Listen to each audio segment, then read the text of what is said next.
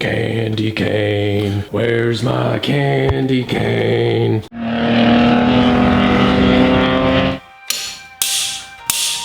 Perfect. Yeah, that looks good. It's good. Hey, so we have a new video series coming up called Shop Talk. Part of that video series entails Q&A. So, if you have any questions for us that we can answer, post them in the comments below.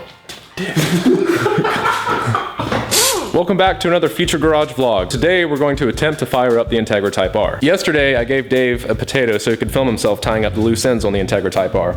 So we're going to check that out and then we're going to get to firing it up. Tonight I'm going to install the new valve cover on the Type R. We're going to, finalize a few things here with the car. I'm going to top off the oil. I'm going to check and find out what's wrong with the distributor. And just go over all the nuts and bolts, especially suspension components that really you need to pay a lot of attention to. If you don't, Dan could have a really bad day on track. All right, well, let me get to work. Today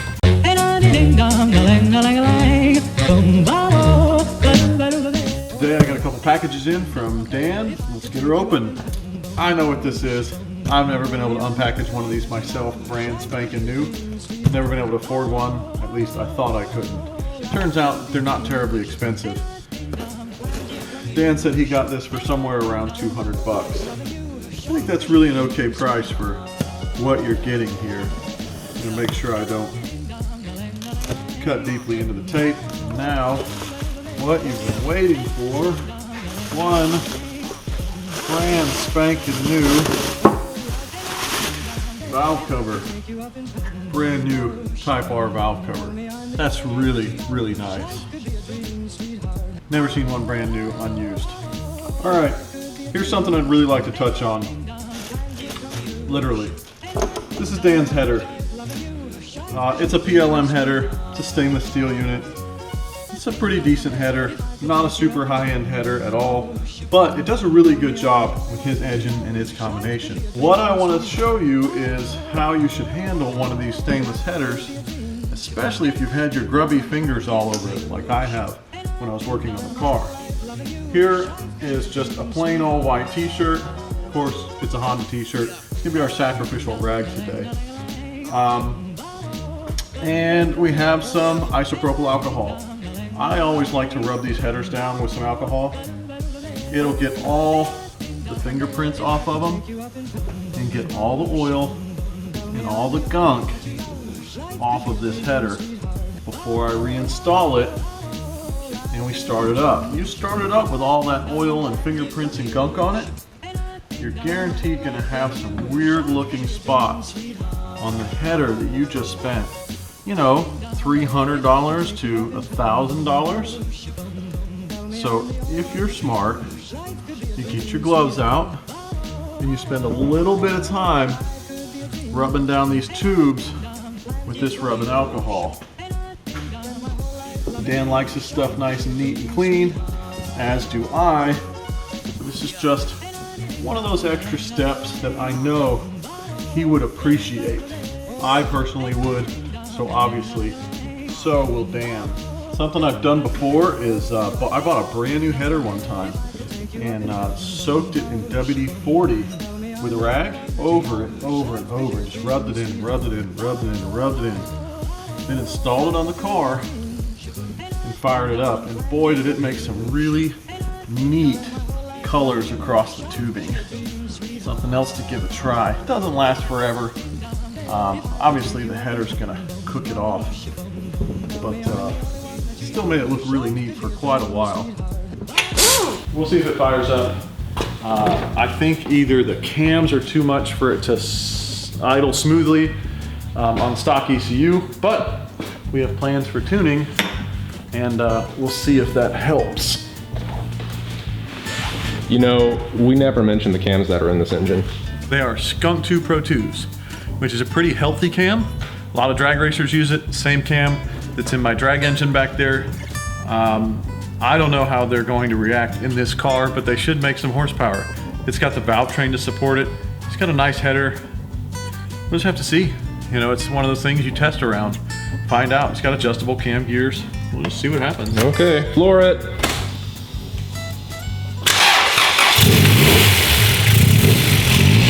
Huh.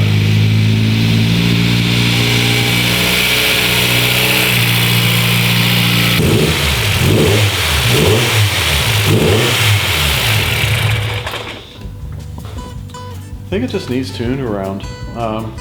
That may be the dumbest thing I could say. Right, well, like you said, this is still the factory ECU, but still the same type of engine with different cams, so. You know, we have so many people show up with really poorly running cars to get on the dyno and get a tune.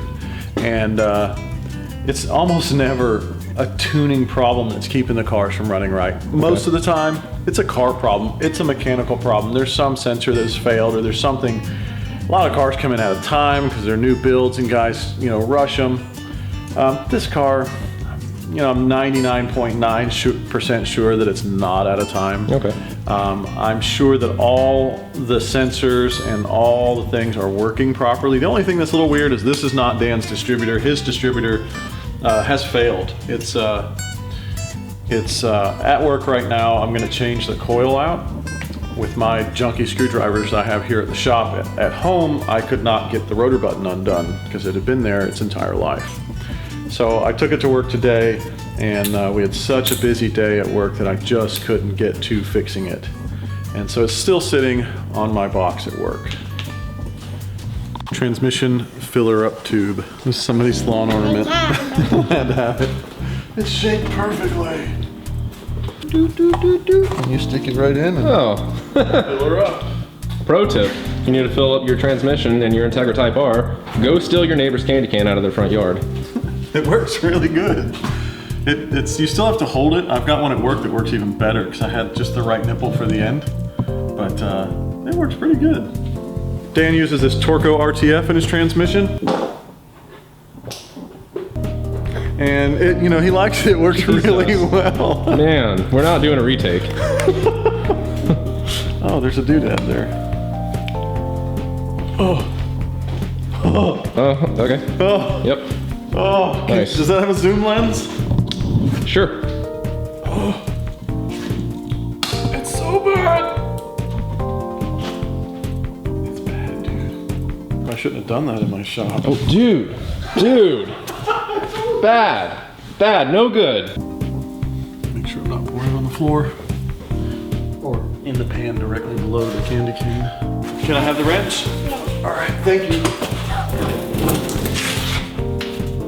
We gotta change directions with the wrench. Because I had it on loose end. That's really important to clean the oil off. Do you know why? Why? Because what if your customer gets it home and it drips a drop of oil on his clean driveway? He's gonna come back and say, hey, it never did that before. I think it's leaking. So you always go back across it and you clean up all the little drips. Yeah. Here we go, all clean. All clean. Yep. Are they real rotas? Real rotas? Yeah. Real rotas? Real. That's what the RR stands for. Real rotas. Oh, dude, these are sick. Bro, sick. Real rotas. Winning's winning. You know that? What's winning? Well, whether it's by an inch or a mile. Ask any racer. No. Any real racer. Why? Because winning's winning. In race car drive? Yeah, you know, you were, you know, granny shifting, not double clutching like you should. Yeah. Did you just toot? Yes. I'm trying to give you a life lesson and you're tooting on it. Come on, man. I always use my foot and it keeps the tire and the wheel from swinging out of the bottom. Daddy, can I do it? Yes. Don't beat up his rim with the lug nut. Okay. Don't beat up the rim with the lug nut. Those are real rotas. Don't scratch them. This one here's the left rota. Well, oh, okay. That's the left rota. That's Yeah, fine. see? This way? Left rota. Yeah. When you buy rotas, they specifically come with a position that they should be on the car. Okay. That way, when they fly apart, you know which corner it was. Right, right. As the center section breaks out of the wheel, they do that on purpose. Yeah. They do that to save the rest of your drivetrain. That makes sense. You know, so when you buy your rotas, make sure you put on your left rota, and then your real rota. You got it? Yep. Okay. You just got to put them in the right position. One of my all-time favorite musicians came really close to here today, and I was like, should I just leave work? Dude, you farted again. God, I can taste it. All right, well that's it for this one. Until next time.